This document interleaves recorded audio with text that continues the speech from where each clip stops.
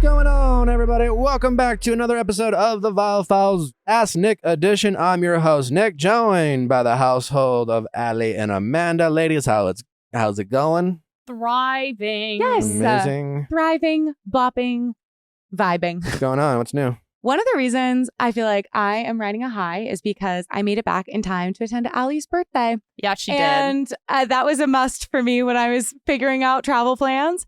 And I feel like it was so fun to see you. How was you did a killer party. You did a killer. It was so fun to see you. It was. I missed you. You did a killer party. I feel Thank like I want you to showcase the theme a little bit because it was very well executed. Oh, thank you. Thank you very much. It was Parent Trap themed birthday party. As Meredith Blake was 26, I was turning 26. I thought it would be fun. We had a lot of great decor. People came as Chessie, the butler. Diego and Igor came as the twins. Love that. They had red wigs. No, it was really, really fun. It was tasteful. You had stickers, Camp Walden stickers people could put on their hats. Yeah. It was I think it was the perfect amount of theme. Because with birthday parties, it's that fine line of it's fun sometimes when you have a theme and it can be a really good level up for a party. But then sometimes it's okay, mate, it's not Halloween. Do you know what I mean? How do you feel about themed birthday parties, Nick? Nick's I drank a water. What do you want? I'm not a party planner, I celebrate them. I encourage, I don't care for me, but Allie's party was great. Thanks. It was epic. I don't know if I'm been a theme guy for a party, but that's just me. It's just a personal choice. That's fine. Totally. I feel like you need a theme. The theme is what brings it all together. Yeah, Maybe bit of I need a guidance. theme. Yeah. Something I feel so strongly about is that this is, okay, if you do not do this, I cannot recommend it enough. You need to integrate it into your birthday habits. When you're at a birthday dinner, be the person who's let's all go around the table and say something we like about a person. I swear to God, there are so few other occasions where people actually do it. And it is one of the most I have seen people melt because and I do it even when I'm not the closest friend. I'm the one who initiates it. She did. She initiated it Saturday night as we were eating Taco Bell. So I am springing it on us, and I think we should go around the table in honor of Allie's birthday and say something we like about her. I don't think we need to do this. We did it on Saturday. And the birthday person might resist. They might resist. And you can't, if it's a huge party, I get it. Maybe people genuinely don't want to be the center of attention. But if there's under 15 people, no excuse not to. Under in my 15? In my opinion, it is so Oh worthwhile. my God. I think it's so worthwhile. Forever. So long. With only two of us, Allie, I would like to say, I think I love that I love your commitment to TikTok noises. I think you are one of the silliest people I know. And I think that you always know the right goofy thing to say in a moment of intensity. I think you are so good at finding a way of just making it human and relatable and bringing back a bit of joy in what could be a potentially stressful situation. Also, I don't know that I've ever told you, you give amazing hugs. You give really good hugs. You give real hugs. And I feel if I'm not doing well, you just give me this, your eyes melt a little bit and you give me a really strong hug and it makes me feel so cared for. That's so nice. And you're fantastic. Thank you. You're fantastic. Nick? I think Allie is loyal and trustworthy and trustworthy in the fact she gets things done. She's my official, figure it outer. And I don't trust a lot of people. So it's a big deal. Here we are. You're in the circle of trust. The cone of silence. She's efficient. I can count on her. She's reliable. Yeah. A huge deal. I feel that's something where in the attention economy and social media, I just feel flakiness has kind of become a lot more normalized in various ways. Unaware of your hugging ability, but I'm sure it's grand. I don't know if we've ever hugged. That's fine. We don't need to. I wanted to hug Nick when he got back from Special Forces, and he was like, we don't need to do this. I didn't say that. You implied it. I might have given you that energy. Wait, did you get any birthday gifts that were that were standouts? Either Okay, I had a question about one. Okay. Because I had someone ask me recently what my 5-year plan was. And I was I guess I don't really have one. I didn't expect to take I couldn't have predicted taking a job like this. So I was no, I don't really have a specific thing in mind. This same person got me a goal planner for my birthday. So I don't know if this is supposed to help me get there. Well, I'm sure in this person's mind, they were trying to be really thoughtful and Totally. like reference a I think past all conversation. the best intentions. But in execution, bit of a backhanded compliment. Yeah. Some people really see CEO their life or COO their life. Yeah. Like they're really like, this is how we're going to do it. It's going to be like, and I think I admire people whose like brain works in that way. I also think there's like a certain point where like if you're in an industry where there's not necessarily like a hierarchy where it's like, oh, I know people get promoted within this time at this big company. Yeah. Like you kind of have to surrender to the I also think unknown. Like there's something really great about having a certain level of flexibility. And like I feel like growing up, I was so type A and such a perfectionist, and everything had to be perfect and everything led into the next thing. And if it wasn't perfect now, then that mean it would throw me off down the line. And I'm like, holy shit, I'm so much more relaxed now. Yeah. Yeah. It's like life beat me down. Literally. I got down. burnt out as like a 16-year-old and then I had to reevaluate my life. Nick, do you feel like you have a 5-year plan? No. Checks out. Do you feel like you have a sense of like, now that you're having a kid, are there certain things that you're like reevaluating in terms of like where you live or like, do you think you're going to stay in LA forever? Ever? I don't know. For the time being? Yeah.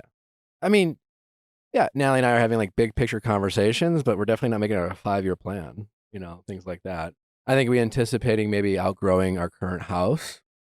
So there's that possibility, but we don't have like a plan, Neither of us are big planners, but we have an idea of like, we have like a what do they call it? Vision board in our heads, like various goals and just an overall big picture, but like the plan specific, I don't like to get too specific with a plan because plans change. I'm kind of surprised to hear you say that about Natalie because I feel like she's someone who I think of as like being so kind of put together in terms of like being like, this is like walking into a space and like really being able to like instantly be like, okay, like I have a plan for this. And so it's interesting, like the way that you can be planners in certain capacity, but in that like larger scale, like multi-year we term. can have a plan for something we want, but then there's like also like planning out your next year or your next life or next 5 years. Totally. Yeah. Writer-inner. All right, let us hear. I'm 31 years old. Have been single for 2 years after my very first heartbreak, where admittedly I was the one participating in toxic behaviors. After a lot of therapy, it's still taken me 2 years to fully move on from that relationship. I guess it did not help that we kept hooking up the entire time, and longest we have gone without talking has been 2 months max since the breakup. With all of that being said, I am really trying this time to move on and move forward with my life. I started dating recently, intentionally dating. I had 3 dates, 1 for each day of the week this past week. 3 different guys. There's not 3 days of the week. Maybe she took a long weekend. One of the guys I have gone on about 3 dates with. We met in real life, which never happens, and I can tell he really likes me. He is currently my favorite, I will say, but I find myself getting the ick with him, and also others, very easily. A few things that have given me the ick in the past. I do not find their voice sexy, did not know what the word patriarchy meant, their Instagram page / reels they posted. He called me honey, would pause the TV and rewind a show if one tiny word came out of someone's mouth, wanted to be a gym couple, when they dirty talk in Spanish, if they ever wear thong flip-flops in front of me, regardless of Is this the same guy or these are just general icks? I think this is just general. Is a collection of icks through many dating experiences. The way he uses the word foods instead of food. I just picked up some foods. I want some foods. Just eating some foods. That would send me over the edge too. My question is, if everything else is there, can you get over the ick? I hope so. If we wanted to all be super honest with each other, we could all go through a bunch of obnoxious habits that we all have. And in case you're delusional, just a reminder, you have them too. Mm-hmm. None of those things I would think are, even the, like, you didn't know what the patriarchy is. Like, no offense, but like, it's not like, not everyone is on fucking TikTok. Maybe you could educate them or whatever it is. And also, like, maybe this is like triggering for people, but like, I don't think you knowing what the patriarchy is has anything to do with being a good partner and being considerate and thoughtful and prioritizing your partner. I don't think you need to know that stuff. And if it's a priority for you, educate your partner and see if then. But maybe you want someone who's like, I think it's so fair to say, like, you know what, some people like have not had access to this kind of like learning and have not sought it out for themselves. Like that's valid. No shade to them. But my partner is just someone who has been proactive and like figured it out. And I think you kind of have to be.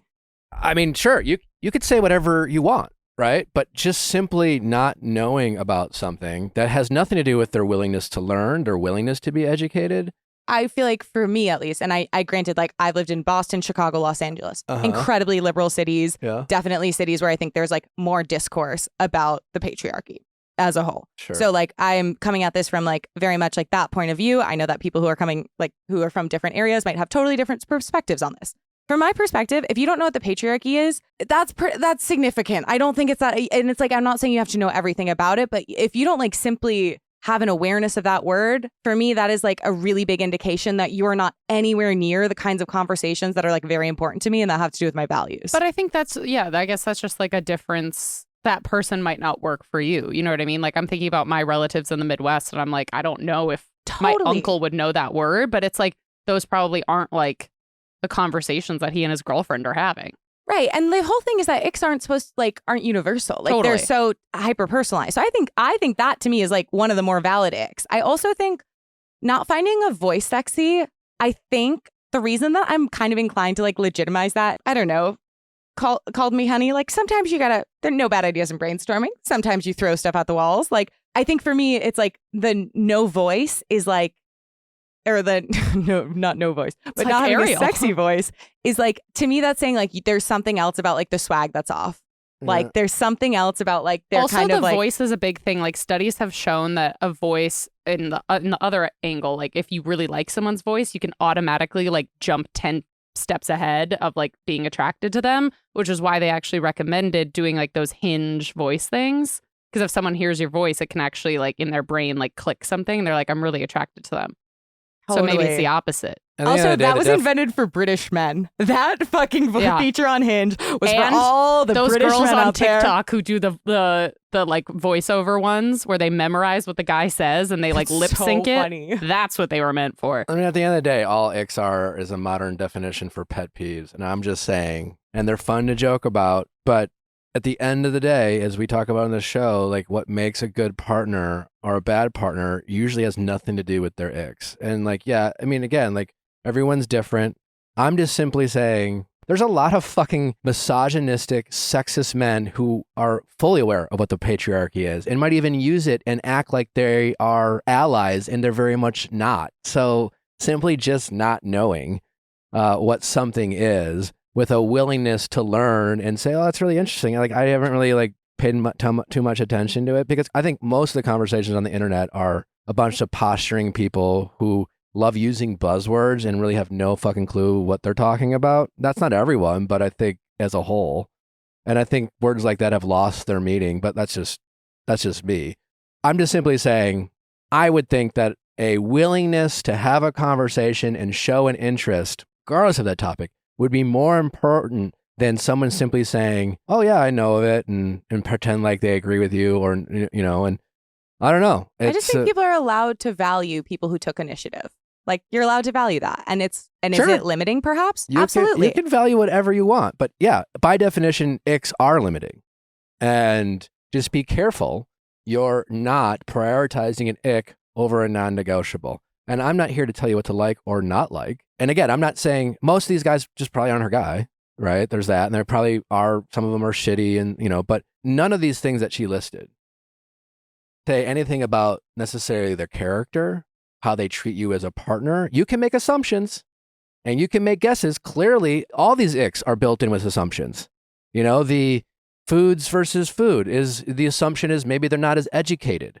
You know, I don't know, but maybe it's just like a fucking slang he got from his family, you know, or just a goofy way they love to talk and they think it's funny and you don't. And maybe they just grew up in a different community and different priorities.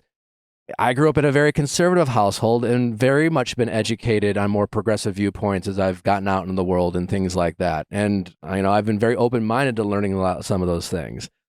I'm just saying, like, they're all very limiting things. And before we start cutting people off for these things that really don't speak to people's character, they certainly allow us to make assumptions.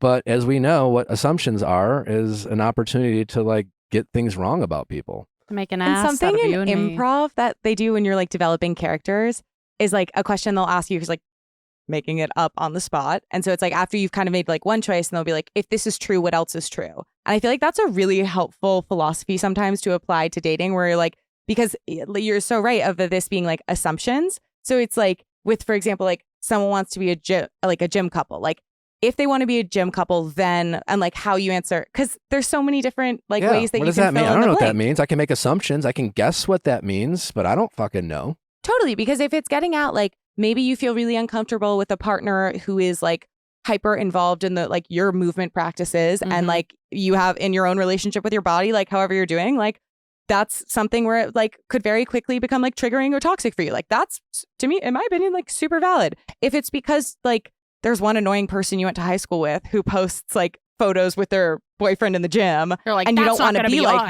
them, yeah, then it's like maybe not as fireable of an offense. Yeah. I think icks, like many things, are a detriment to dating these days, and they allow us to confuse pet peeves and non-negotiables. What is the one thing that is the anti-ick? What do you mean? Like everything has an opposite. So how do, like, if you were to like say like one thing, like you're like, in order to get over an ick, focus on this. Like, is there like an if ick is poison to the relationship, is there an antidote? Yeah.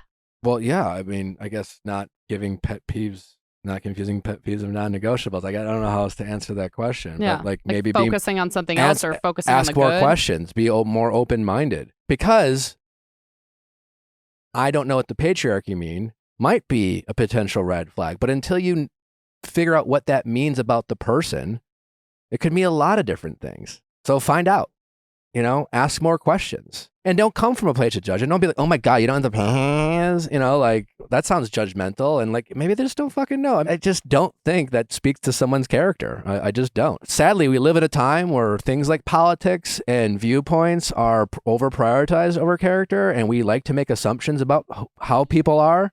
And just because someone has a different value system doesn't mean they have bad character. That means they might have been raised in a different community. They might have different perspective, different religious beliefs. And you can disagree with those beliefs, and they can still be a good person or a bad person. But coming from a different point of view doesn't mean they're inherently bad. To me, what defines his character is, how do they treat people when people aren't looking? How do they handle conflict? Are they honest? Are they upfront? Just because you disagree on a particular topic is just that, a disagreement on a topic. And that's the mistake people make. It's like, oh, well, let me explain to you why you should agree with me. And if you don't, you're a bad person. It's just like, you were raised in a very particular type of family, in a very particular type of community. And that's your value system. And it's, served you well. And as you've grown, made your own value system. But like, if you were growing up in a completely different one, you wouldn't even be the same person, in terms of your belief system, but your character could still be intact. I can go on and on about this, but I it's like 4 hours later. I strongly believe that that's a problem with our society. It's why we are so divisive.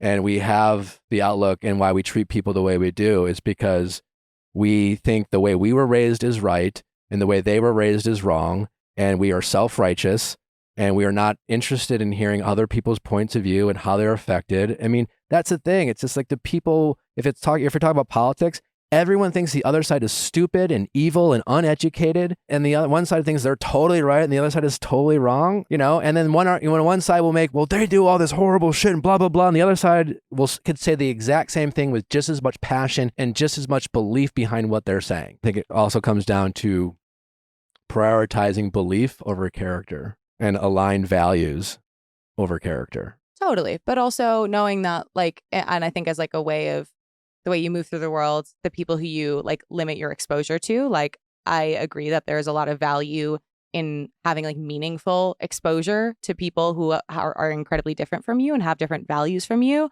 and like seeing their humanity, I think, is incredibly important. You can, again, fuck around and find out, ask more questions. I think it takes humility to admit ignorance. And I think humility is a great character trait to have in a partner.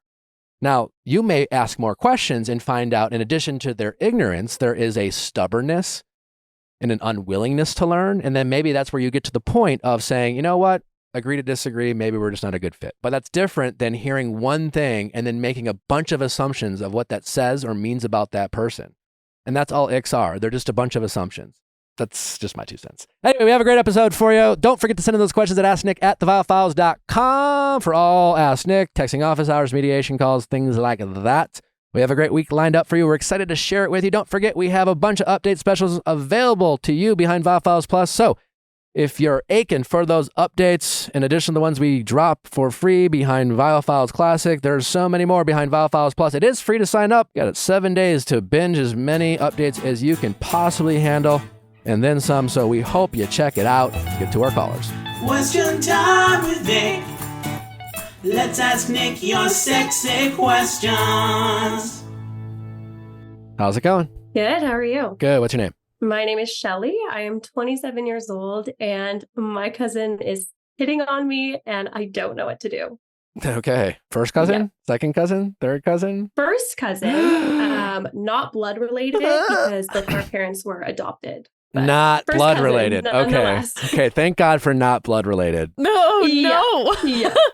He's watching too much porn. Yeah, probably. Probably. Next question. Thanks for calling. Thanks for calling. Thanks, you guys. Wait, give us some details. Do you think he's please. hot? Oh my, Oh my Nick! God. Okay. Nick! No, absolutely not.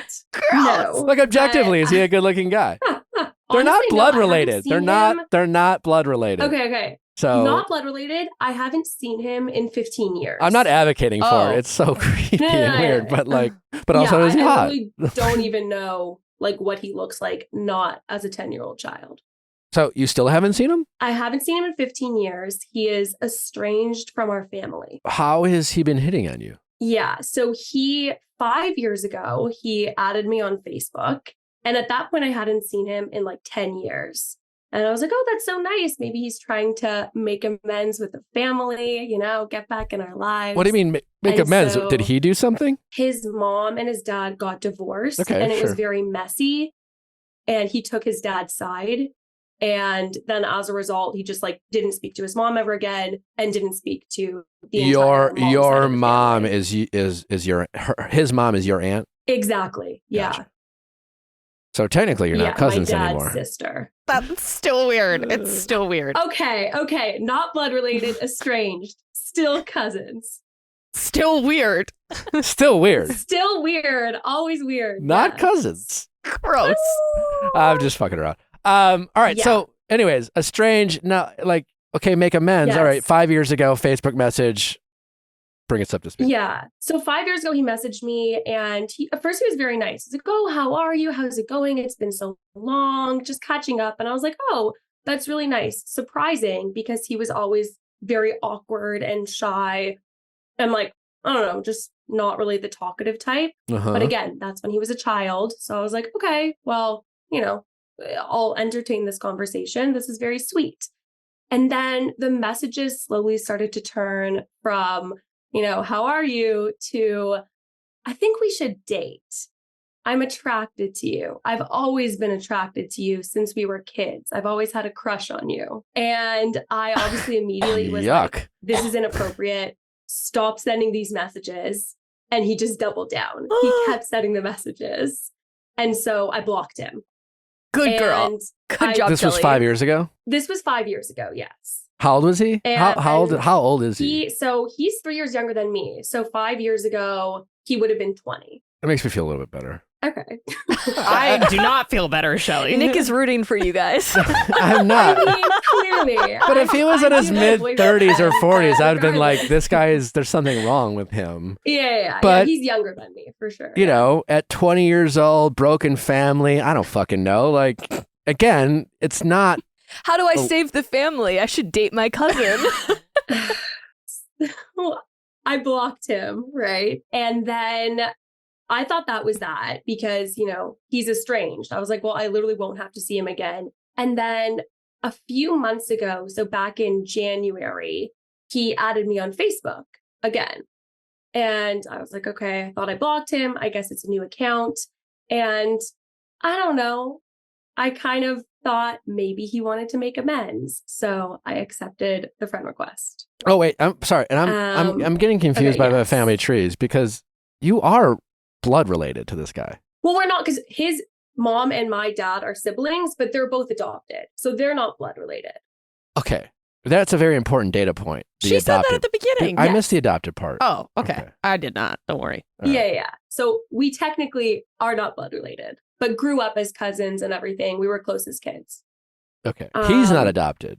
Oh. He's not adopted, no. Just but both their of our parents are different. Okay. Bloodlines. Yeah.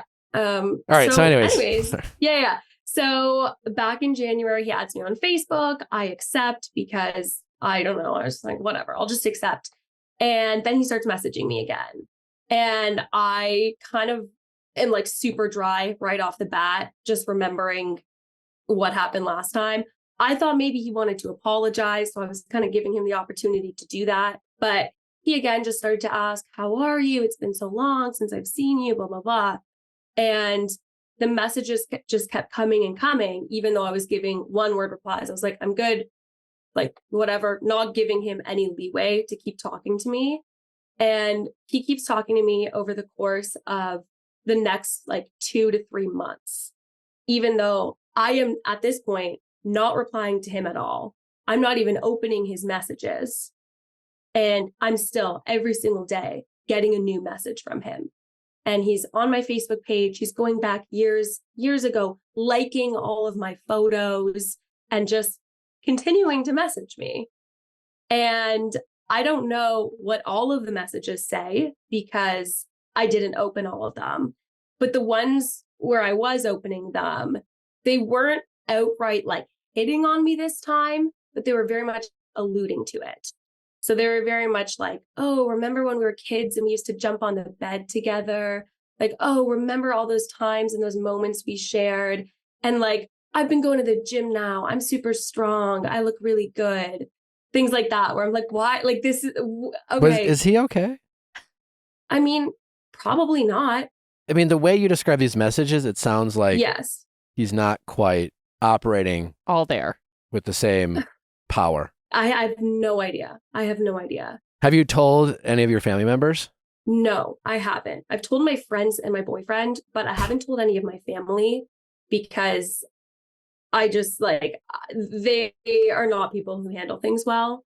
And I know there's just going to end up being like gossip in the family and the word is going to spread and it's going to be this big thing. Like, I honestly would just like keep this in my back pocket and just not think about it ever again. But the issue is that he has made amends with a couple people in the family, and he is now going to be at one of my other aunt's weddings in a couple weeks from now. Oh, no. Damn. Yes. So I haven't seen him, like I said, 15 years, going to be seeing him for the first time. And like, it's just, I don't know what to do. I don't know if I tell people in my family. I think you need to tell people. Confront him about it. I think you need to, because she needs lines of defense. Her boyfriend knows. But like your dad, your aunt, like those are the people I feel like should know. How do you feel? How do you feel about your boyfriend? I mean, good. Like the issue with him, it's something I love about him, but he very much is like sees the best in everybody, and he's a very chill guy. So he's not someone who's going to be like, super dramatic about it or making it a big deal. That could be. We don't want it to be a big deal, right? You're trying to avoid. That's right. You're trying to avoid the drama. What you want is simply just to feel safe and not have to put yourself in a position where you're trying to keep this secret from family members to avoid drama and self-preservation, but also be stuck like awkwardly, quietly trying to like enforce a boundary with someone who clearly doesn't seem to want to respect one. Like, I don't think you need an arm. I mean, I know he's been at the gym and he's getting strong and shit, but like, I feel like your boyfriend is enough. If you don't feel comfortable broadcasting this very awkward situation with a bunch of people you describe as don't handle news of this caliber well, and you feel like no matter how you deliver it, somehow people are going to make it an embarrassing situation for you and somehow just make it weird for you, then as long as you trust your boyfriend to step in if it's appropriate, because who knows? You have no idea how this kid's going to act. You have no idea if he just kind of awkwardly, sheepishly shows up and just kind of like stares at you from afar. That would be my guess. My guess is he's not going to have the guts to come up to you and be all that inappropriate. But I would make sure that, you say to your boyfriend, hey, of the situation, I really don't want this to be a thing. I need you at my fucking side the whole time. Like, don't leave me hanging. I need you present. I need you there. I really need you tonight. And he needs to be at your fucking side the whole time so that that your cousin doesn't have a window to step in and like literally or figuratively put you in a corner and have this weird fucking awkward conversation about his like 10-year-old feelings for you. Yeah. I've been debating whether I should tell my brother and sister-in-law because I feel like they're like a little bit more chill. But I mean, I don't know. You know your family best. I'm just saying, like, I don't think you need an army of people there to defend you. There's going to be a ton of people. You'll be in a crowd. Yeah. And as long as you think your boyfriend can keep that promise of being at your side and being your shadow for the wedding, and it's a wedding, so that really shouldn't be much of an ask to begin with. But if you feel more comfortable telling these other family members and you think they can keep a secret and you think you're not putting yourself at risk of, making this more, then by all means, like, your family the best. Yeah. And what do I do when I see him? Like, nothing. Do I completely ignore him or Yes. do I just like, hi, how are you? Yeah, I don't think like, this is not a guy who's clearly reading signals. He's not paying attention. He's not reading the cues. So he's the type of guy who is going to convince himself that, hi, how are you, in a nice way is some sort of signal or sign. He's giving you no reason for you to assume anything positive, like that he can read cues or take a hint. He's just kind of shamelessly pinning on you in a weird way. Yeah. It's creepy. Yeah. You should ignore him. You should avoid him. You should go out of your way to not be close to him. It's okay to make it obvious to him that you're avoiding him. Yeah. I guess my one concern is we probably will be sitting at the same table. I don't know for sure. What makes you say that? The cousin table? The fact that it's just like, it's all the cousins. Yeah. Like I couldn't That's imagine not a where else far-fetched. he would Yeah, be exactly. sitting. I can see that happening too. Maybe that's why I'm like, okay, maybe I should tell my brother and sister-in-law, because if I'm like, hey, like, can we switch spots? Totally. Like, they'll know why. And that's instead of questioning when it. I was encouraging you to tell people, it was less so like, I'm not trying to like make people have like a fight on the dance floor, but I've been in a situation like this where I had like a close family friend make me very uncomfortable, and talking to like my girlfriend who was going to be with me over like the holiday, and then like bringing my parents into that conversation, even though nothing happened and it wasn't like dramatic, having people know the situation. So if there's ever an instance where your boyfriend goes to the bar or needs to go to the restroom, you know what I mean? Just having people aware of it who you trust and won't go overboard, I think is just helpful. You have more people aware of what's going on. Yeah. Yeah. Good point. Also, this is what I would have your boyfriend do. While you should avoid him, I think you should point him out to your boyfriend early, as soon as you see him. And your boyfriend should go out of his way to walk up to him, politely and nicely introduce himself. Be like, hi, I'm Jason. What's your name? And you'd be like, oh, I'm so-and-so's boyfriend. It's nice to meet you. Yeah. And then walk away. So that way he knows that he's your boyfriend. So even if you're at the same table, he knows that you're there with your boyfriend. And again, your boyfriend can be the protector, even if you're at the same table, like he could intersect any conversation, he can be there. But I think your boyfriend kind of going up to him and just introducing himself as your boyfriend also might help set a boundary. Yeah, it's true. Is he blocked currently? Like, is he off of your Facebook? Does he have any way of getting in touch with you anywhere? Yeah, on Facebook. I didn't block him this time around. Block His him. Messages did stop, though. So he's not continuing to message me. I go would and block block him pre-wedding because there's a chance that seeing you is going to make, because that same thing happened to me. Like, I thought he was blocked on everything. He was not. And then it was like, oh, great to see you. Let's start this all over again. So just make sure that that's taken care of. Okay, I'll do that. Yeah. Ah. I'm sorry you're going through this. This is really stressful. It's just like, man, I don't know. I don't understand some people. It's super weird. Yeah, it's not, I don't know. He doesn't sound quite there. Yeah, he's always been like seemed a bit like kind of off and awkward, but I guess the good thing about that is I don't think he's the type of person to be super bold and like approach me and do something weird in person. That'd be my guess, is that he'll be sheepish and awkward, but I don't think there's any harm in your boyfriend making it very clear who he is. Yeah. Just so he knows. And my guess is that'll be enough for him to just kind of avoid you and act embarrassed and act foolish. And I agree with Allie. I think block him now so that if he happens to go back and look, he's like, oh, she blocked me again.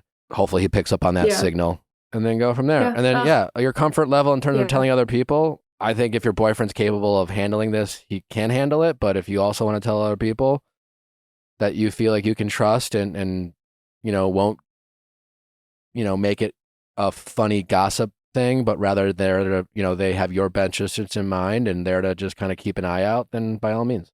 Oh, thank God. I thought you were going to tell me like, you have to go and send him a long message or something like that. No, God, no. Okay, good. I was worried for a sec. But no, that's this I can do. This I can do. Yeah, I think you just avoid this guy. He's not your family. Yeah. He's not, Okay. I mean, he is, but you owe this person nothing. Well, thanks for calling. It's, please, we need an update. Yeah. When's the wedding? Yes. The wedding is at the end of August. Last weekend of August. All right. Yeah. So please update us, what you decided to do and how it all went down. But, hopefully this is a great opportunity for you and your boyfriend, and see if he, but seriously, like every challenge is a potential opportunity and a test. And can he really step up and make you feel safe and be present and make this day about taking care of you? You're going to have to take care of him at times, but today is that day is going to be about him taking care of you. And honestly, that should be enough. Like if the worst thing that, if all you do is tell your boyfriend, and again, I'm not trying to tell, I just don't want you to feel your gut reaction was to say, I don't want to tell anyone else because I don't necessarily trust my these family members of these situations. Yeah. And if that's how you feel, that's how you feel. If you reconsider and go, actually, there are a couple people, I don't want you to convince yourself you can trust these people because you want to make sure but that all comes down to how much do you trust your boyfriend to be able to step up in this situation and be that wall and that front line of defense to just make sure that at the end of the day, he is not going to have access to you. And so if he talks to you, your boyfriend jumps in. He answers questions for you. He just kind of changes the conversation. He's there to really be a shield. Yeah. I don't feel like that would be his like immediate response, but if I talk to him and tell him like this is this is like I need you to do this. I need I'm sure he will. It's important. Please do this. I don't want to make this a thing. I feel really awkward. I feel uncomfortable. This whole situation is honestly making me not want to go, but like I want to go because it's, family and yada yada. I really need your help here. Can you step up and do this for me? Yeah. And you can be like, I don't know how this is going to happen, but I need you to keep a close eye out because he's just demonstrated some very weird behavior. And I'm just like, he's unpredictable. And I just I want to be prepared because I don't want to spend the whole day feeling uncomfortable. I would hope your boyfriend would want to rise to that challenge. Okay. Well, thank you so much for the advice. Good luck. Thanks. I will keep you updated. Please do. All right. Take care. All right. Have a good one. All right. Bye. This episode is brought to you by BetterHelp. Every call that we have, I think we always ask our callers if they're in therapy, and we understand if you're not because it can be scary, it can be expensive, it can be inconvenient. Well, BetterHelp is here to help with all of that. Far more affordable than in-person therapy and convenience. Well, you can talk to your therapist through BetterHelp anytime, anywhere you're at through the convenience of your phone, your tablet, your computer screen. You can do it in your car. You can do it on breaks. You can do it on a walk, wherever you feel the most comfortable. If you don't even want to do video to video, BetterHelp gives you that option. And they are working with so many different therapists so that make it easy for you to find a therapist that works for you. So if you go to BetterHelp.com, you take a quick assessment of type of therapy you're looking for. It doesn't really matter what it is. You don't even need a reason. But a lot of people who use BetterHelp are calling because they have anxiety and general stress or money problems or relationship problems or job concerns, just overall fear of life, general depression. People are getting therapy for all different sorts of reasons. And it's important to find a therapist that fits your needs. And if you get assigned to a therapist through BetterHelp and you're like, this is not, I don't know, I'm just not feeling it. That's okay. You can try a new one. You can keep trying one until you find the one that you feel the most comfortable with. So BetterHelp is helping take the excuses out of why people are avoiding therapy, and tell you what, if you treat therapy like general maintenance the same way you do like taking care of your physical health or just eating right, you'll get so much out of it, and we highly recommend you take that dive into protecting and taking care of your mental health. Get a break from your thoughts with BetterHelp. Visit betterhelp.com/VIALL today to get 10% off your first month. That's BetterHelp, HELP.com/VIALL. Caraway products are made without any toxic materials. We love that. I've been using Caraway cookware for 3 years now, plus their bakeware. Incredible. Highest quality. They look fantastic. I have 2 Caraway sets, and then I have some baking gear. It's my favorite stuff. I'm a Caraway customer for life. I love how they are non-toxic. No PFAs, PTFEs, PFOAs, just a bunch of hard to pronounce chemicals that you do not have to worry about with Caraway. And unfortunately, with other pots and pans options out there, you do have to worry about it. So take the worry about what you are cooking with. It's easy to clean. It's functional. It looks great. If one of those people who likes to hang pots and pans, they come in very colorful options. Over 50,000 people have raved about their Caraway kitchen. I'm one of them, and there's 49,999 more to get you jacked up about how great Caraway is. I use my Dutch oven for things more than just like I think it's probably ideal for like stews and pastas and soups. I used it for scrambled eggs the other day because it's just so easy, and scrambled eggs can be the Use worst. a Dutch oven for scrambled eggs? Because it's Caraway, because it's so easy to clean off, because my other pots and pans, I sit there and I scrape, and I'm so sick of it. I have to use my nails. And so I literally did scrambled eggs in my Dutch oven because it just, it's out. Well, whether it's cooking scrambled eggs in a Dutch oven or just having the best pots and pans on the market that are non-toxic and easy to clean, you got to check out Caraway. Visit carawayhome.com/VIALL and take advantage of this limited time offer for 10% off your next purchase. This deal is exclusive to our listeners. So visit carawayhome.com/VIALL and use code VIALL at checkout. Caraway, non-toxic cookware made modern. How's it going? Hi, my name's Monica and I'm 34. How can we help, Monica? So my ex from 5 years ago wants to get back together and I am considering it. I'm sure you know that typically I advise against said activity. But there are exceptions to every rule. So let's see if you might be the exception. Pitch me. Why Okay. should you get back together with him? Yeah, he is a really amazing person. I think he's great. We didn't have any like huge major issues. I think our biggest issue was that we were young and didn't communicate well with each other, couldn't like work out the little things. So they turned into bigger things. What else? Because here's what I heard. It's like, we didn't have any real problems. We were young. Okay, that's it. And then I heard we didn't communicate well. And little problems turned into big problems. And last time I checked, communication has always been one of the core fundamental things of any healthy relationship.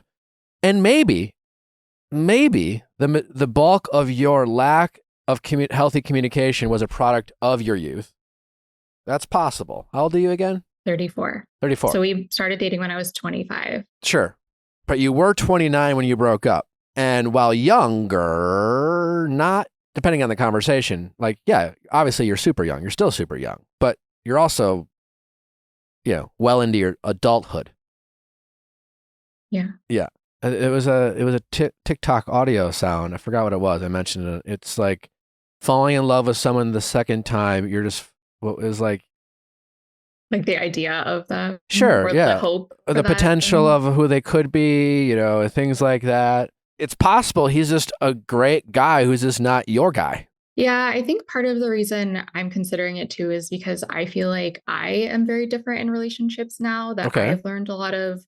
That's a start. Communication and to be more vocal about what I want and need, and also like be more affirming to the person. Like we're very independent people. And so I think that was part of the problem too, that we never figured out how to like be together. So what are things that that as an individual that you could change or have changed that would make this relationship different the second time around? Yeah, I think, in the past, my communication style was to retreat And he was very different. Like he wanted to work things out like right then and there kind of thing. And so I think just understanding my partner's style a bit more, and also just like owning my stuff too and being better about not running away from hard conversations.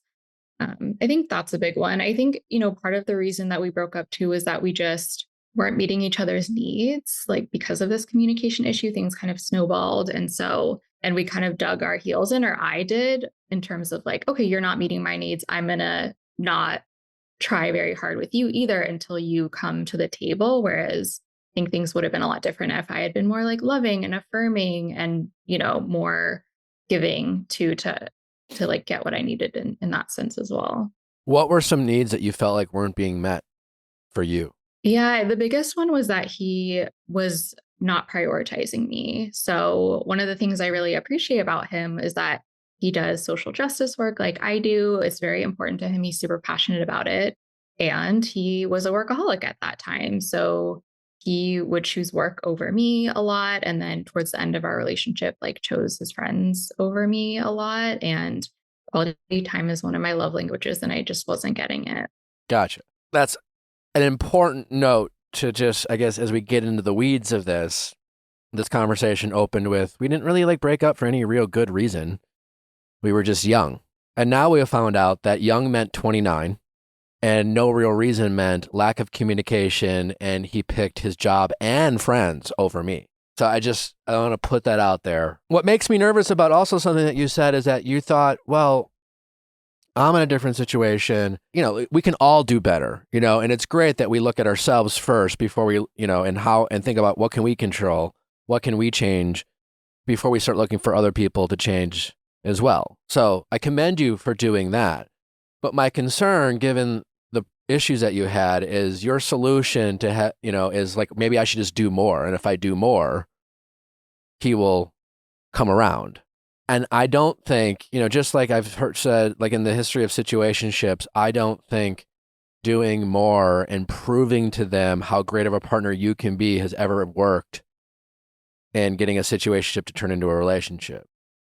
I think the same rules would apply in a relationship that sometimes is closer to a situationship than a relationship, except for the title alone, which is, again, someone who doesn't prioritize their partner, that makes him feel like not a priority, that, makes him feel like confused if they can rely on them to show up consistently and be there emotionally, and have to wonder, are you going to pick your job or your friends over me at any given moment? And I don't think you doing more is going to change that. Who ended the relationship? I did. You did. And at the time, that didn't wake him up. No, it was like pretty far gone at that point. And I immediately moved out of state right after that. And so I think that probably changed the dynamic too. Like we couldn't just fall back into trying to figure it out. How did things rekindle? So we've been in contact pretty much like every 6 months or so. And then about a year ago, I set a boundary that he couldn't contact me anymore because he was in a relationship for a couple of years of that time.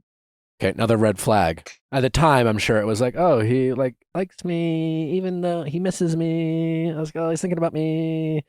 But what he is someone who is able to justify his poor character choices, because he justified it by being like, well, I have a history with her. I'm not doing anything wrong. She's not my girlfriend. He was reaching out to you to check in and get some sort of fix. I don't know what that fix was, but he needed something from you. And at the risk of violating the trust of his then partner, it took you to set that boundary, not him. Yes, definitely not good. Yeah, he, I think, doesn't make good choices all the time. And that was a big red flag for me. That's a reason as a year ago. So now we have like this new benchmark date, which is not 5 years ago. We were younger and different. As of a year ago, he showed signs of still being that same person he was 5 years ago, which is ultimately prioritizing his needs over his partner's. That's a good point. Just a observation. an unbiased observation. We've poked holes in it enough. So I guess, listen, one, what conversations, if any, have you two had about what is second go around, this attempt at a second go around would look like? Yeah, so I guess that's where I'm mostly stuck, is that, okay, so we've been talking for the past couple of weeks. He feels strongly that the next step is for us to see each other in person. Okay. And I don't feel like that is the next step. I feel like we need to have some baseline understanding of, what would be different. But I'm kind of struggling with, I don't want to just come in hot and be like, how are you better than you were before? But why not? I do feel like there are conversations to be had. How long did you guys date for? For a little over 3 years. So you dated for 3 years. That's a decent amount of time. You've been broken up for 5 years. You've kind of kept in touch over those 5 years. You've been in and out of each other's lives for 8 years. And you're worried about coming in hot by asking a simple question, which is, what's going to be different? You're in your early 30s. You know, you're young, but again, you don't have time to waste, you know, because in adulthood, I don't know if we ever have time to waste. I don't know. Maybe you are. Maybe you're just kind of like, fuck it. Like, these years are really not that important one way or the other. And I'm just here to like YOLO it. I don't think, okay, so that's not your intention, but you're more than justified for someone. You've been in your life for 8 years. You've dated for 3. Again, back to, you know, our concern was lack of communication, and you are reluctant to communicate something simple. You are making something that should be simple harder than it needs to be. Yeah, I guess one of the fears is that what I learned, or have since learned in dating, is that I feel like it is important to communicate things in a way that the other person will be like receptive and open to. And so maybe I'm an overthinker. So I'm sure I'm overthinking it. And the other thing that's come up since is that I, have been in therapy on and off. He has as well. But one of the things my therapist said was that if we were to start dating again, I would need to like clean slate, forget about everything that happened, and just start over as if we had never dated before, which I found kind of questionable, but I don't know. I mean, they're your therapist. I'm not in a position to disagree with it. I mean, it's an interesting take. Maybe on some level, I get what they're trying to say. To a certain extent, you can't weaponize it or use it in the past. And maybe there's some truth to it if you date. I can actually get on board with that. I mean, if you're going to date this person, I don't know how much good it does to bring up wounds from 5 years ago. But you're not dating yet. And I think it's more than fair to not ignore what happened 5 years ago before you started dating, before you even make that decision. I'm hearing a lot of red flags. Yeah. Fair. What I'm hearing, and I don't know if you hear it yourself, but I am hearing someone who keeps trying to make excuses for them and coming up with solutions that you can do to make up for their weaknesses. Oh, you don't want to ruffle his feathers, so I gotta come up with a way that he can understand it. And if he can't understand it, it's not his fault. It's my fault because I didn't communicate things effectively. I think it's a very slippery slope. And my guess is maybe a pattern that you might have even had in the past that you haven't quite, gotten over. As someone who has a history of not prioritizing you, I think it would be really important for you to protect yourself and your heart by saying, I need to trust my gut when my needs aren't being met. And when I know that I have the right to ask for certain things. And when those needs aren't being met, I have the right to just simply be direct and communicate that clearly.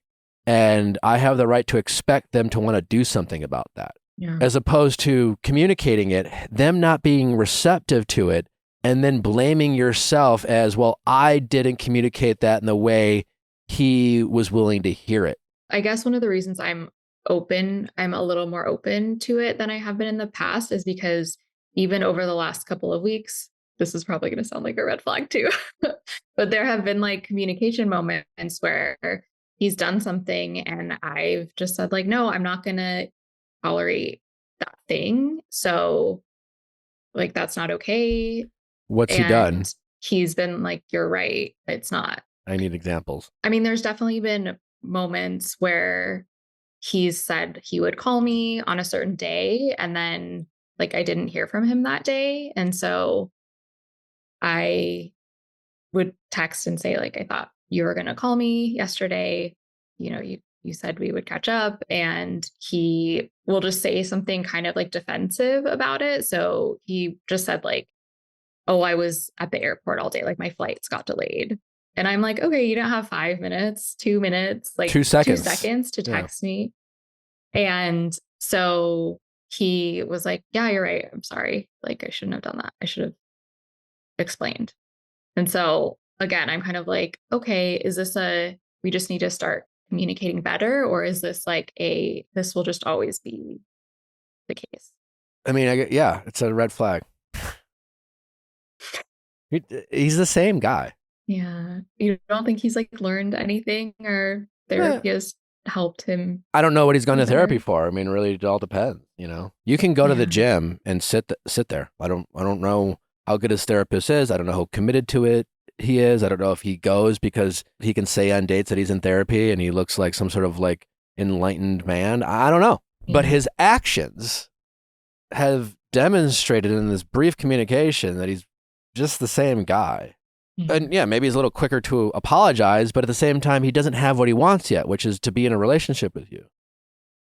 So even at his most vulnerable, in a situation where you could argue you have more power than him, he is still not being Johnny on the spot. Yeah. He needs something from you. He's asking something from you. He is still not doing literally the bare minimum.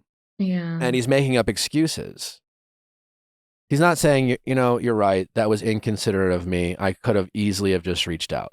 I'm sorry. I was at the airport all day. And what is that? That is him prioritizing him. And listen, that's the problem with people who like are good at being selfish and good at prioritizing themselves. It's very easy for them to explain why their needs are more important at any given time. And I'm sure he had a lot of things going on. And I am sure you weren't on the top of those list of priorities, but that's kind of the point. Definitely. Yeah. And just the long distance factor too. I feel like it would just take a long time potentially to figure. I mean, maybe not, but it feels like. So if you get in this relationship, so there is long distance now. So if you were to date, it would be long distance. Yeah, exactly. So like very much across the country. Like it's not an hour flight. It is across the country. Can I ask you a question?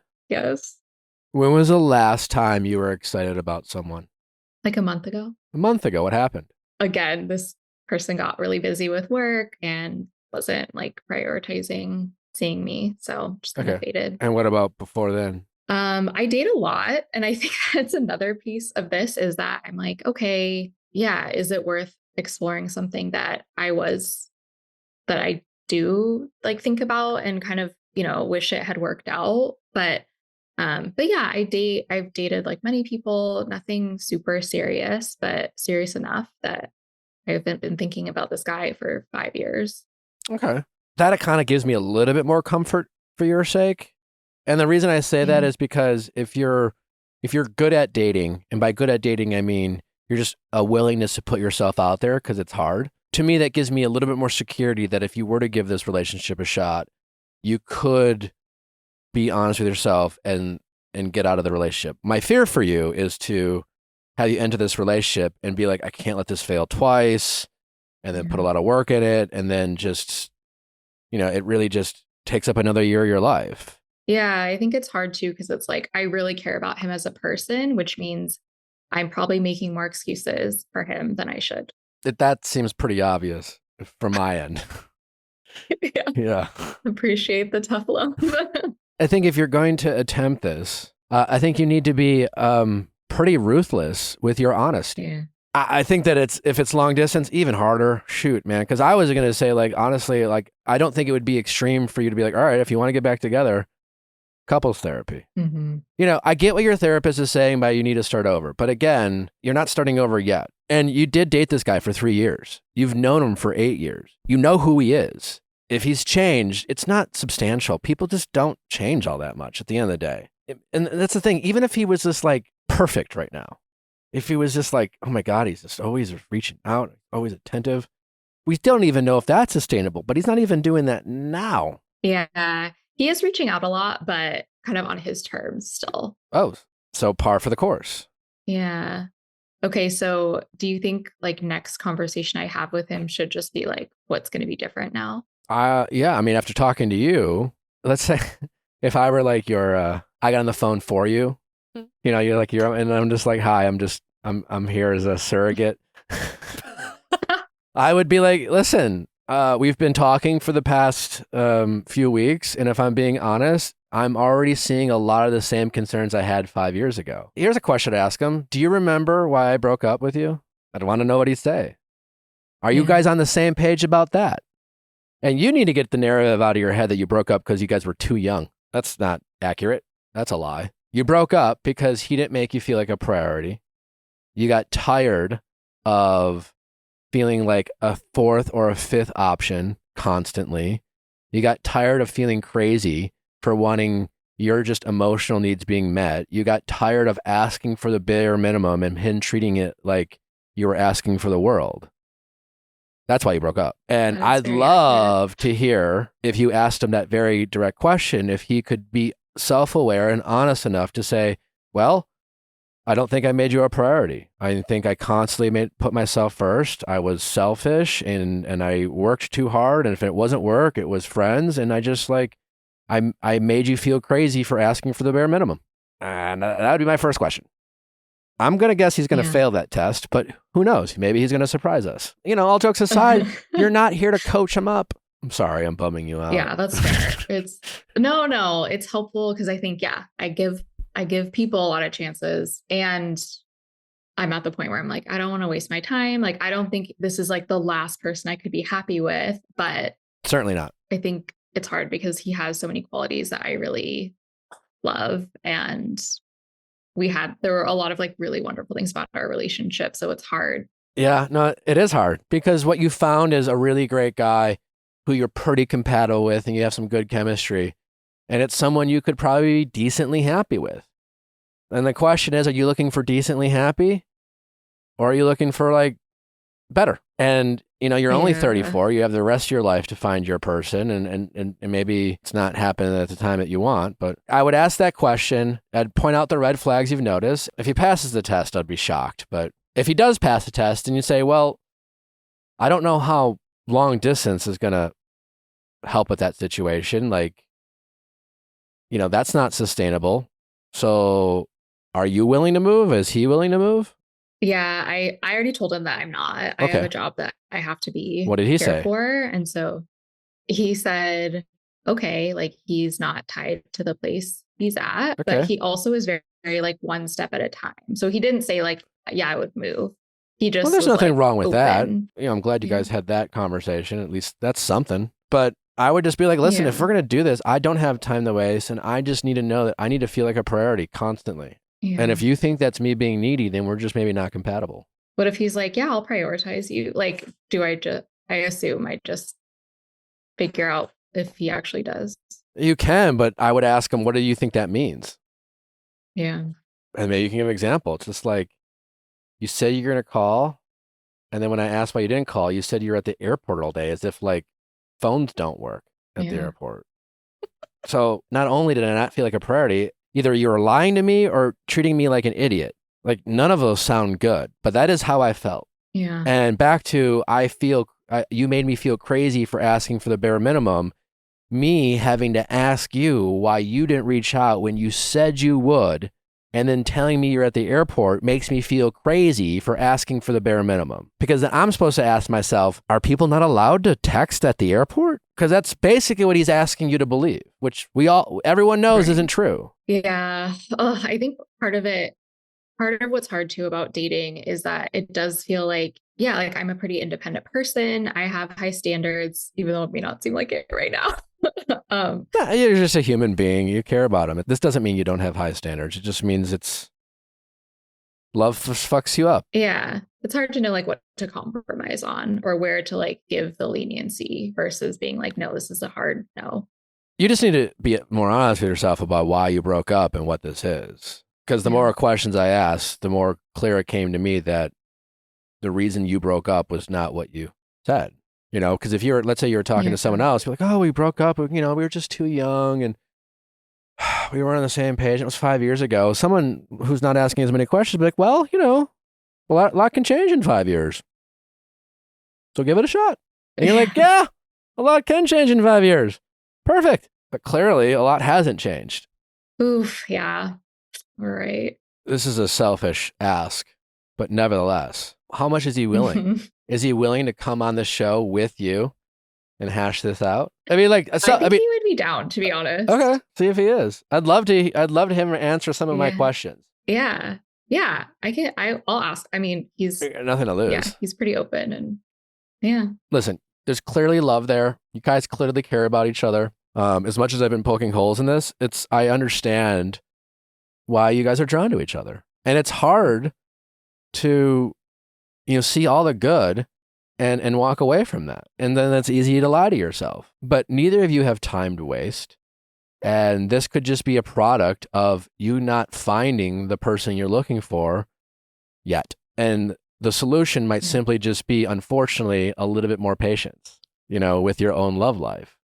And that's a bummer to hear. But if you're going to do this, you guys really need to go all the way. Personally, and again, not expert here, I don't agree necessarily with the premise of just like, well, let's just pretend there wasn't an old relationship, that we're starting new, and just take it just as slow, and let's just get to know each other as if you have no history and you have no data points and you have nothing to go on. You guys are in your 30s. 5 years is not that long of a period of time. If you were 21 now, I'd be like, well, fuck, at 16, who the fuck knows? A lot can change in 5 years. But from 29 to 34, less is changing. Yeah, that's a good point. I'm sure he doesn't want to waste his time either. And so it's like, how do we just figure this out quickly? And I don't think it would be impossible for me to not remember past things that happened. And no, I'm not going to like bring him up and throw him in his face. But I'm also probably, the not calling thing was like, oh, I remember this feeling and it's not cool.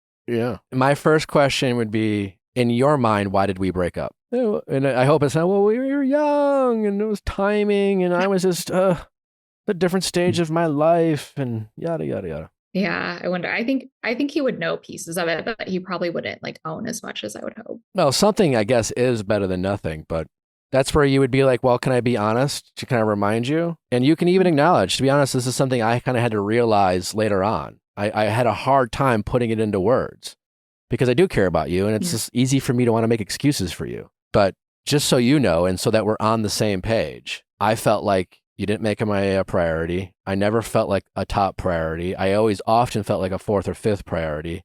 And you made me feel crazy for asking for the bare minimum. I'm wondering, like, do you think his role in that scenario, like that part of the conversation is just to be like, you're right. Or I hear you. I can just imagine a situation where he is like, well, here's what I was going through. Like, here's how I was feeling. And that feels valid. And also like, well, not necessarily what I want to hear. He has the right to talk to you about why his needs weren't being met. He needs to acknowledge yours first. Yeah. You know, that's not the time for like, well, I was also feeling this. It's more, oh, okay. Like, thank you for sharing. This is really important for me to hear. I honestly, like, I kind of got some of it, but like some of this is, if I'm being totally honest, like a bit of a wake up call for me. It's hard for me to hear. And also, first of all, I'm sorry I made you feel that way. If we do this again, I'm committed to not making you feel that way. Also, while we're having this conversation, can I also communicate to you ways that like my needs weren't getting met or my frustrations and like things that I'd like us to work on so that my needs are met? Can I have that conversation with you too? And you can be like, of course. That's how that conversation should go. I like that there is an opening, but it's not the first thing that he should say. If he wants to be with you, he should be so grateful for you to communicate all the ways in which he can make this better. And it's a red flag if he is resistant and defensive of you giving him the gift of information of how he can be a great partner for the relationship he wants to be in. Yeah, makes sense. Well, we are always here. I'd love to have him come on and we could talk this through together. Yeah, I'll ask him. Whatever you guys decide, I really hope that you guys decide it together. If it's to get back together, great. If it's to just say, you know what, we care about each other, we love each other, but maybe we're just not each other's person. Because it's harder to get out once you're in, you know. And if it makes you sad now to say no to him, imagine how it's going to feel 3 months from now after you really opened yourself back up. I think that's my biggest fear, like that we get back in it and I see him and it's like we know that we care about each other and these things still haven't changed. And then I'm just like, have to get back out again all over. I think it's very fair for you to point out the red flags that he has shown you that have give you reasons to be concerned that he hasn't in fact changed. Yeah, it's gonna be hard for him to hear, I think, but is necessary for sure. Yeah. And I think you need to stop being so hard on yourself about your communication skills and your need to deliver said message in a way that he receives it. He's an adult man. You don't need to like massage this message. And if that is the case, if he is that flawed that you have to articulate every single word perfectly, then he's not ready to be in a relationship. How could you be in a relationship with someone where you have to like tiptoe every message so that he receives it in a way? And if not, it's somehow your fault. What the fuck is that? Yeah, when you put it like that, that makes a lot of sense that it shouldn't be like that. All right. Well, I'm invested, so keep us posted. Let us know if he wants to come on. Either way, we'd love an update on how that conversation goes. Yeah, I'll definitely let you know if he wants to come on. All right. Well, good luck. Thank you so much. Take care. Thanks. Bye-bye. Rakuten. Well, if you love shopping and you love getting cash back, then look no further to Rakuten. It's truly one of those things that's hard to believe exist because you get to shop with over 4,200 stores, almost every category from beauty, clothing, electronics, home department stores, pets, etc., and earn cash back. Stores like Sephora, Macy's, Bloomingdale's, Neiman Marcus, Saks Fifth Avenue, Petco, Uggs, and so much more. And it's incredible. They will deposit the cash back directly into your PayPal account or they just send you a check. People who have used Rakuten have earned over $4.6 billion. That's billion with a B in cash back. That is incredible. Over 17 million members and counting. You can be 17 million in one. So whether you shop at Walmart or Saks Fifth Avenue, you can be getting cash back with deposits directly into your PayPal account quarterly or just via a check while you shop. Membership is free and it's easy to sign up. I am the type of person, I tell this to Nick all the time. I say, don't leave money on the table. There you go. I will find multiple people to buy things from. I will get coupons. Like I will literally do anything. And Rakuten's just the easiest way of doing that. Just to get cash back on the stuff that you're already buying. It's a no-brainer. All right, so go to Rakuten.com or download the Rakuten app today. That's Rakuten, Rakuten, to start earning cash back today while you shop. How's it going? My name's Carmen. I'm 22, and I was wondering how to stop being the girl before the girlfriend to all of my situationships. Okay, all of your situationships. That. What do you mean by how many situationships are we finding ourselves in? So like I mentioned, I'm 22. Mm-hmm. I was kind of a late bloomer when it comes to dating and connecting with people. So I've been in about 4 or 5 total situationships since like the age of like 18, 19, I want to say. Okay. They're all kind of like long-term situationships, ranging from like either 6 months to like 9 months, which is kind of very long. Yeah, it is. So that's your first problem, is you are accepting situationships as an acceptable relationship status, and it is not. Situationships rarely, if ever, help you get to a relationship. That only happens when you cut them off, essentially, and stop giving them access to you at their convenience. Are you straight, bisexual, gay? What do you date men? I'm straight. You're straight. Okay, so the men. Yeah, I date men. Okay, so your impression is that the men you've dated, the next person they dated, it was a relationship. Yes. So a little bit of a backstory. So I get into these situationships. We're kind of friends first. Like I know them, we chat. We get the vibe of each other. And so we follow each other on social media, obviously. Never have I ever like ended a situationship badly, me or the guy. So we do stay in contact via social media, mostly Instagram. So I did recently unfollow all of them just because they're done. So that was a bonus for me. But yeah, after we end, like a couple months later, I'll see that they post a new girlfriend, and then like their anniversary posts start coming up and stuff like that. Okay. Yeah. We need to like do a whole like reset. I agree. Because my guess is, like, you're the cool girl. You become friends with these guys. Listen, I loved having friends as women. I've always had friends as women, but when I've had friends as women, I was very good at either my friend or you're more than a friend. And you do this thing clearly where you kind of just become friends with any guy that you would be interested in romantically or not. Like, and when you meet a guy, whether if you find him remotely attractive, essentially. Yes. Stop being friends with these people. I don't mean be rude. Well, so my thing is, like, I become friends with them because like that's how I get comfortable with people. Like I would rather know you like as a friend first and then get to all of that. Okay. So I find it easier to like gravitate towards them, like being super friendly, like, oh, like, let's do this, like just as friends first and then see how it goes. Rather than just jump into it like romantically being like, oh, I like you when I don't even know you. No, I mean, I understand that logic, but I think there's another option than the two that what you just described. You could be intentional in your dating. And when you go out on potential dates, I don't know, I'm assuming, are you on the apps? Yes. Okay. I'll Hinge only right now, but yes. Okay, great. So you're on the apps, and when you meet these guys, no one's saying you need to fall in love and start planning a future and playing house and hooking up. No one's saying you have to do that. You can take it slow, and you can develop a friendship with these guys that you are intentionally getting to know for the purposes of finding out if there's someone you want to get romantically involved in, as opposed to pretending that you're just friends and acting like the cool chick who's just kind of there and friendly. Because that's what we do as friends, right? When we're friends, we're like, yeah, I'll go out of my way for you.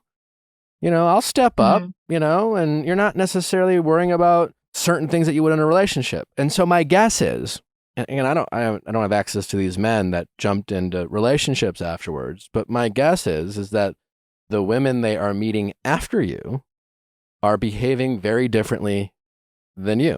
Some of it is just like, they met someone they thought they were more compatible with, or they had more chemistry with, or whatever. But I'm willing to bet that one consistent thing they have is they're not willing to pretend to be their friend. And my guess is they're willing to enforce a boundary, which is to not accept less than what they want, which is the relationship. Yeah, you don't fall fair. into a situationship. You accept a situationship. And you accept a situationship by being afraid of rejection and not enforcing your boundaries and hanging out with people at their convenience and thinking that pretending to act like their girlfriend and doing boyfriend and girlfriend things without any expectations of them or commitment from them and hopes that they will wake up and realize that you're worth giving up the opportunity to meet anyone else. And it never works. I agree. I do at like a certain point in those situationships, I do tell them that like I'm no longer looking at it in like a friendship lens and that I do see this going somewhere. Okay. But then it always hits that wall where it's like, oh, I'm not ready, or like, oh yeah, like, okay, but let's just keep hanging out and like seeing how it goes. And I'm like, okay, yeah, that's cool. Like, let's keep hanging out. But like, I'm telling you that like, it's not like that anymore. Well, does your behavior change? Yeah. The most recent situationship that I had, we were friendly before. And then once he had asked me on a date, I was like, okay, like now at this point, like I do see you in like that, like romantic setting. So like, I don't see us just like hanging out as friends. And then I won't be as available to him. Like he'll ask me to hang out a couple nights a week and I'm like, oh, I'm busy. I have like this, and this. But then I will make time like the next week when I'm free. And then we hang out and stuff like that. So it does change, but I guess not enough to the point where it's like a drastic difference for them. But how long is the actual situationship usually last for? Because in my mind, the situationship starts when you express some romantic interest in them and they give you the whole, like, I'm not ready for a relationship right now or something like that. And then you continue to hang out with nothing actually changing. You're still hooking up or being romantic or going to movies or dinners together, but there's no requirement of them to meet any of your needs because they can always be like, we're not boyfriend and girlfriend. Yeah. So like the point where I normally tell them like I have interest in them or like I've started developing feelings is around like the 2 to 3 month mark. And then after that, it'll go for like a couple more months. No longer than like a year and like 2 months. Okay. That was the longest one. If you change anything, when you try to define the relationship and you acknowledge that you have some sort of romantic feelings, to just say, hey, listen, whether it was you caught off guard or whatever, but like it is changing, and then enforce that boundary, which you're clearly not doing. Once they say, I'm not looking for a relationship right now, anyone in that situation acts like they're off the hook. It's like, I fucking told you. But if you still want to hang out, all right, fine. It's on you. A follow-up question. Why do they ask me on those like dates and stuff like that still after? Because they got nothing better to do. I mean, that's truth, yeah. that is the hardest of truths. They also enjoy your company. They like hanging out with you. They're going to see if you're available because they do enjoy your company. But what they're not willing to do is meet your demands or requests, your needs. If you were to say, well, I'm available if you, they would be like, oh, well, but if they're like, hey, it's Wednesday, do you want to go to the movies? Sure, because people go to the movies with their friends. They go on dates with their friends, they have drinks with their friends. They introduce their friends to their parents. They take trips with their friends. You're a cool hang, but they're... I want to be more than just a cool hang. Yeah, but it's gonna require you to stop hoping that they will just change just because they want to and not because they have to. You're also only 22, so you're super young. You got tons of time. Another way to look at it too is you are in a way fucking with the right people. They're just not your people. And so if these guys that you are hanging out with who seem to be getting into relationships with other women, well, that means you are investing in people who seem on some level willing and capable to be in a relationship. And that's a sign that you are, that you're pickers in line, so to speak. They're just not your people. But I'm picking people that don't want to pick me. No, you're trying to invest in people that don't want to pick you. You're being told no, and you're like, but maybe. And then you try to invest in people who make it clear that they don't want to invest in you. So you're ignoring their boundary, really. Their boundary is, I'm not ready for a relationship. And it doesn't matter whether it's with you or right now or whatever. They have told you, I'm not looking for a relationship. With you, with anyone, it doesn't really matter. Obviously, it's that fine line between being honest and being a dick. What are you expecting to say? I'm not looking for a relationship with you. I don't like you. That sounds like a dick thing to say. So they say, I'm not looking for a relationship at all, or not right now, and yada, yada, yada. And but like that wastes more time. Like I'm a very upfront person. So like I have no problem telling them like that I'm catching feelings or whatever.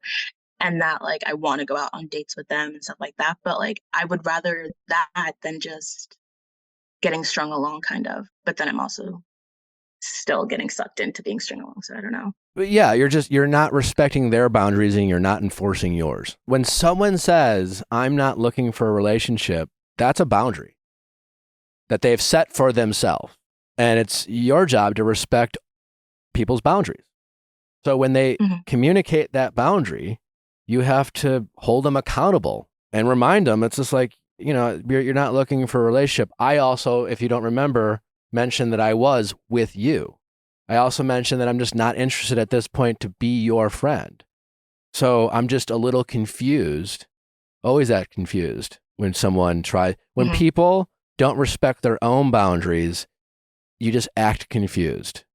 It's like, well, why wouldn't you want to, but you said this, and I'm sorry, I'm confused. Why are you asking to go out? They're like, oh, I just want to hang out. Yeah. No, but I also communicated, and then you remind them, well, I'm confused because as much as I like hanging out with you, I want more than what we've been doing. And again, you don't want to give that, and I understand, but can't do that. Mm-hmm. And again, I'm not saying every guy's gonna come around, but like what you will do is save yourself the 2 to 3, 4 year long situationships you seem to find yourself in. You're giving all these guys the power. That's another thing too. People just don't want to be in relationships with someone who they have an unequal power dynamic and that person gives that power away. So I don't know what these women are doing differently, but my guess is they're not so willing to give away the power they have that you seem to be so willing to do. That makes sense. I also think that it might come from like I've never actually been in a committed relationship, so that might like I might not know where my power lies necessarily in a relationship, so that might be it as well. Well, start with your power lies just by knowing that whether you've been in one or not, that you're worth having expectations of yourself and whoever wants to be in that relationship. Yes. You don't have to have experience in a relationship to maintain your power. You're maintaining your power is helping other people enforce their boundaries, because that's hard to do. We love to negotiate our own boundaries all the time. We didn't even start using the word boundaries until like 2 years ago, you know, and people like love to say the word, but half the time don't even know what it means. You know, they think it's like someone else's thing they're supposed to do. And so because it's so hard for us to respect our own boundaries, when people hold us accountable, that's a powerful thing to do. It's hard to have willpower. We respect other people who have willpower, especially when we have a hard time having willpower. You have a hard time having willpower when it comes to helping people enforce their boundaries and respecting your own. You don't know, you don't have to have relationship experience to get better at that. Holding yourself accountable and reminding people of the boundary you set with them and then enforcing that is another way of maintaining your power. Staying committed to your word. Of course, you know, backing up your words with your actions. That is maintaining your power. Saying one thing and doing another is the opposite. Compromising with yourself, So put it out there and fire fast. You don't fire fast. You fire real slow. I do. You let them do the fire. It's very much like a slow burn. Yeah. Listen, you are young, and you know, don't beat yourself up for not feeling like you're getting it right, but you just have to stick to your guns a little bit better. That's hard to do though. It's every like situation. Like the only problem would have been me. I'm not saying I'm the problem, but it's like they go into the relationship and it's like, okay, well, like, clearly they were ready for it. And the other person was. So it was like, I wasn't ready for it, which probably does have to do with me enforcing my boundaries and like listening to theirs. To some point, yeah. And then like, listen, at the end of the day, like not everyone's into everyone. You know, not everyone wants to be your partner and you don't want to be everyone else's partner. You know, if you want it to be special, you're going to date more people that you're not interested in than you are interested in. You have to like just give it a shot. And so another thing too is, are you liking too many of these guys? Are you prioritizing chemistry over compatibility? Yeah, most people at your age do. It's easy to get excited. It's common. Yeah, you know, you find them attractive. You think they're tall. You like, you know, they're naturally charismatic, or you like their job, or whatever it is. And it's easy to convince yourself of things that you're compatible with. Like we've all done this. And obviously, physical attraction is important. I'm actually not as compatible as I think that I am with them, because I'll realize after that I was like, wow, like that was. Well, that's what I'm saying. Which means that you are, so that is a sign that you are prioritizing chemistry over compatibility, because you're seeing it clearer after it's over, after you're less invested. Exactly. So, and that just takes time, you know, like what do you have in common with someone? Do you enjoy having fun with them? Or are you pretending to like the things they like all the time? When you meet someone and you're excited, you just want to be around them. So you don't really care what you do, but eventually you do. Yeah. You know, it always does get to a point where it's like, okay, well, I want to do this. Like, let's do this. So another thing, a way to maintain your power is be willing to speak up earlier. Be willing to say, I want to do this, and see how willing these friends of yours want to do things that you want to do. Okay. So just be more upfront, closer to the beginning of it. So it's not a slow burn. Yeah. And be more unafraid of rejection. My guess is that you meet a guy, you get a little excited, you're afraid of putting yourself out there, so you get in the whole friend mindset. And then you start acting more of a friend than a girlfriend, and you get close to them. You know, quite honestly, it's a little manipulative on your part, if you know, in a way. Because you're saying, hey, I'm safe to be friends with. I don't like, you can get close to me, no pressure. And then you hit them with the, I like you, which catches people off guard, you know, and they're like, well, I'm not looking for a relationship right now. And then you're also like, oh, all right, well, let's be friends. And you know, and so you're not being upfront about your expectations, or you're not communicating those expectations. So the best thing you can always do in any situation is be upfront with what your expectations are as soon as you know them, just communicating calmly, and then follow through. And if you just do that, I promise you'll waste a lot less time with some of these guys, because there's just not enough guys out there for you to always be broken up with, so to speak. If you're always being broken up with, then you're not qualifying them enough. You're not actually trying to get to know these guys to find out whether you like them or not. You are just deciding that you like them based off of what I'm guessing is some surface level shit, you know, and then you're trying to get them to like you. So for most of the situationships, I normally end them because I kind of get sick and tired of it. I'm like, okay, well, like you're obviously not changing, so like we're done.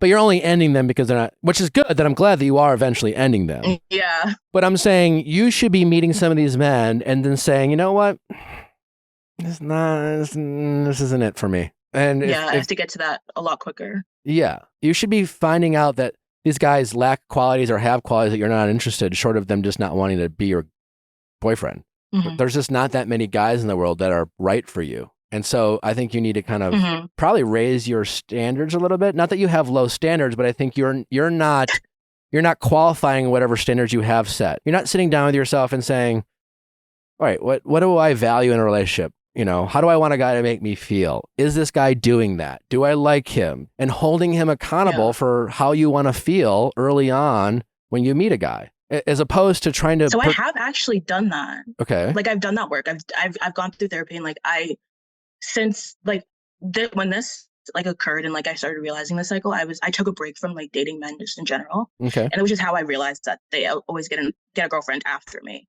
So I was like, okay, so like what do I really want from like a guy that I'm going to meet next? So it's like open communication, like we actually are compatible. We have similar interests in the future. I know we're young, so it's not like I'm not looking for someone that wants to get married, like, or have children yet, but it's like stuff that I'm interested in, and then goals that I have as well. But I think just from what you've been saying, I think that it does slip through the cracks after a while, because I do just have that idea in my head that I like them. Yeah. So it's like, oh, maybe that'll come. Yeah. And again, you are young. So, and if you're actively not trying to like get married anytime soon, maybe having a boyfriend isn't a big priority for you.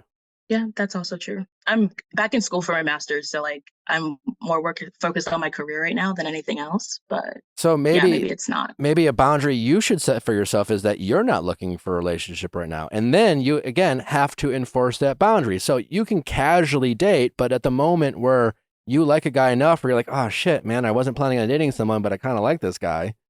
Then you need to like first have a conversation with yourself, like, do I like this guy enough to ignore this boundary?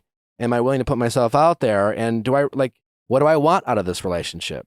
Oh, I just want to have a boyfriend and like have regular sex. I don't, or stuff like that. But if you're actively like, I don't want to get married anytime soon, unless you meet a guy who just like completely makes you change course, then maybe you're just spending too much energy trying to have a boyfriend for the sake of having a boyfriend. And deep down, you're not really in a position to have one right now. Yeah, that makes sense. I've never like really seen myself as like the girlfriend type for like, oh, like I want a boyfriend, I need a boyfriend, I like want a boyfriend to do this and this with me.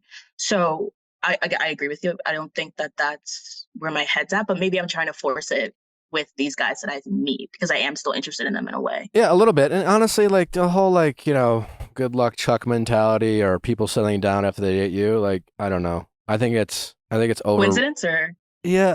Yeah, like chances are someone who is going to meet someone else after you, and they're going to, I don't know. This idea that people are supposed to date you and never be able to find love after you is like, No, that's not what I meant. No, I know that's not what you meant, but people make such a big deal about like people having success in love and relationships as a bad thing if you were the last one they dated. I don't know. Maybe that was a good thing. Maybe meeting, I don't know. I just think we waste a lot of energy. I think it's an ego-driven thought. Mm-hmm. It's like, am I good enough? What did I do wrong? It's like, I don't know. Maybe they just weren't as into you. Maybe it just wasn't a vibe. And after talking with you, it sounds like none of these ships that you were in were like devastating and heartbreaking. It was just more like, I don't know. You hung out with them, you became friends, you're like, oh, they're kind of cute, so I'm going to like tell them I like them, and it didn't really go anywhere, so we hung out, and then it ended, and... Well, 2 of them did meet my family, but yeah, at the end, I kind of was just like, oh, well, like, it was fine, I guess. I mean, I'm one of those people that like, I won't really show like you hurt me as much, so it's just like, okay, it's cool, like, whatever. Sure. And then just like move on from it, but... I think introducing people to people's family is so overrated. Okay. I mean, everyone's I different. think it's a big step because it's like the people that know me the best, you're meeting them and like actually getting another glimpse on like who I am as a person. I'm not saying it's like the end all be all, like if my family doesn't like you or whatever, but like that's a big part in my opinion. It's a big part, assuming that everything else is where it needs to be. It doesn't do anything for the two of you. True. It doesn't help you guys connect. It doesn't really help with your compatibility. It's certainly nice to know that the person you want to invest all your energy in, your family enjoys and thinks that you're in a good situation. Obviously, that's important. But people act like, oh, well, they met my family. Is this some sort of major milestone? For some people, it's a big deal. For other people, it's like, I don't know, I introduce a lot of people to my family. I don't know. I'm with my family all the time. So like, yeah, here's my mom and dad. Yeah, it can be very casual or very serious. Yeah, I don't think it's that big of a deal. So yeah, listen, I don't think you have some major problem. I think right now, I think you're maybe spending a little bit too much time of your energy dating and relationships. When you're 22, you're investing yourself in school, you know you don't want to get married anytime soon. To me, that sounds like someone who should enjoy the fact that being in a serious committed relationship isn't a high priority so that you have the freedom to casually date, not get too invested in anyone. But if you are surprised by someone truly, where you really think there's potential there, to be vulnerable, put yourself out there, try to define the relationship, set a boundary with them and enforce it and see where it goes. But no hard feelings. Right now, you're just too focused on getting the boyfriend, I think, more than you realize. Okay. Maybe that's something I have to think about a little more after as well. Okay. Thank you. No problem. That's really helpful. Anytime. Well, keep us posted. We'd love to know how things go. You know, like I think a lot of your problems, if you want to call them problems, are just perspective. Maybe just focus more on you right now and be mindful of the boundaries other people set and the boundaries you set for yourself, and be mindful about respecting both. I will keep that in mind for sure. And it's not your job to... Actually, I'll do it. Yeah, it's not your job to enforce their boundary, but it's helpful to help people hold them accountable. And if nothing else, it gives you power by helping people enforce their boundaries and reminding them of the boundaries they set. And you're just here to help. Exactly. I'm being a helpful hand. There you go. All right. Well, thank you very much. Thank you. All right. Have a nice day. You keep us posted. I will. All right. Bye-bye. Thanks for listening. Don't forget to send your questions to asknick@theviallfiles.com. We'll see you tomorrow. Bye.